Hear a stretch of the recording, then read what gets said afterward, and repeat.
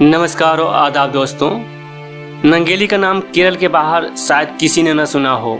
किसी स्कूल के इतिहास की किताब में उनका जिक्र या कोई तस्वीर भी नहीं मिलेगी, लेकिन उनके साहस की मिसाल ऐसी है कि एक बार जानने पर भी कभी नहीं भूलेंगे, क्योंकि नंगेली ने स्तन ढकने के अधिकार के लिए अपने ही स्तन काट दिए थे।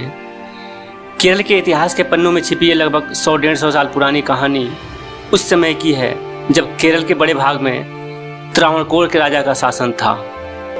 जातिवाद की जड़ें बहुत गहरी थीं और निचली जाति की महिलाओं को उनके स्तन न ढकने का आदेश था। उल्लंघन करने पर उन्हें ब्रेस्ट टैक्स यानी स्तन कर देना पड़ता था। केरल के प्रोफेसर डॉक्टर शिवा के बताती हैं कि ये वो समय था जब पहनावे के कायदे ऐसे थे कि एक व्यक्ति को देखते ही उसकी जाति की पहचान की जा सकती थी। डॉक्टर शिवा कहती हैं कि ब्रेस्ट टैक्स का मकसद जातिवाद के ढांचे को बनाए रखना था। ये एक तरह से एक औरत के निचली जाति होने की कीमत थी। इस कर को बार बार अदा कर पाना इन गरीब समुदायों के लिए मुमकिन नहीं था। केरल के हिंदुओं में जाति के ढांचे में नायर जाति को शूद्र माना जाता था, जिनसे निचले स्तर पर एड़वा और फिर दलित समुदायों को रखा जाता था। उस दौर में दलित समुदाय के लोग ज़्यादातर खेतिहार मजदूर थे और ये कर देना उनके बस के बाहर था। ऐसे में एड़वा और नायर समुदाय की औरतें इस कर को देने की थोड़ी क्षमता रखती थीं। डॉक्टर शिवा के मुताबिक इसके पीछे सोच थी कि अपने से ऊंची जाति के आदमी के सामने औरतों को अपने स्तन नहीं ढकने चाहिए।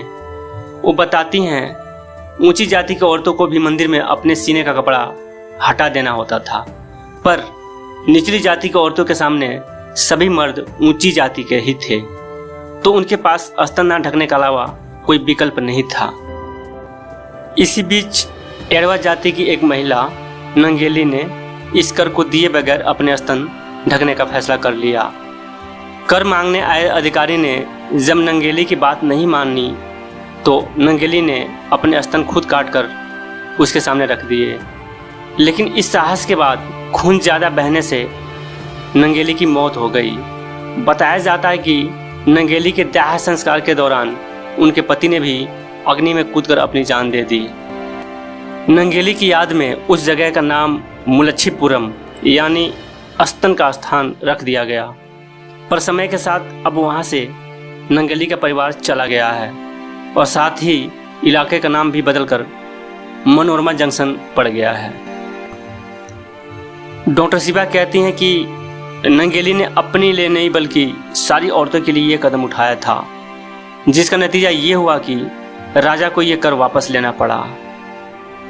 डॉक्टर शिवा कहती हैं कि इतिहास की किताबों में नंगेली के बारे में इतनी कम पड़ताल की गई है कि उनके विरोध और कर वापसी में सीधा रिश्ता कायम करना बहुत मुश्किल है। ऐसी वीरांगना को हम भी नमन करते हैं। डॉक्टर शिवा कहती हैं कि इतिहास हमेशा पुरुषों की नज़र से लिखा गया है। पिछले दशकों में कुछ कोशिशें शुरू हुई हैं महिलाओं के बारे में जानकारी जुटाने की।